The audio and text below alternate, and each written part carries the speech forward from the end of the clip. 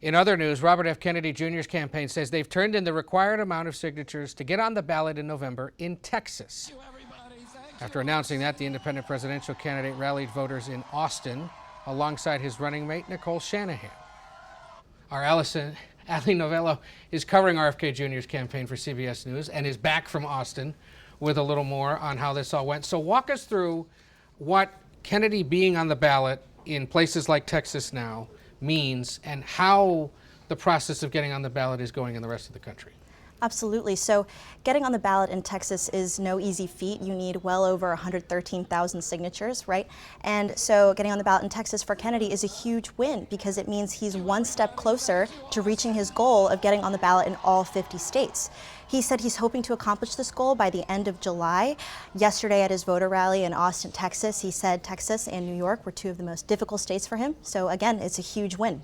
And this map here shows us the 6 states in yellow where he's on the ballot, the 8 or so now where he says he's got enough signatures to be on the ballot but hasn't turned in the ballots. Why not? Well, it's a strategic effort by the campaign. If he turns in the signatures, he leaves more room for his political opponents to challenge the validity of those signatures. So the longer they wait, the less time his opponents have. All right, so he's playing games with the Ballot Access Project as well. Now, Nicole Shanahan being there was notable because we haven't really seen her in this setting, this sort of rally setting. What did she have to say? How was she received? That's right. So her speech was similar to the speech she gave during her Revelation event in California at the end of March. She talked about food production, soil, clean water, and she talked about her path to becoming an independent candidate as a former Democrat. Let's take a listen.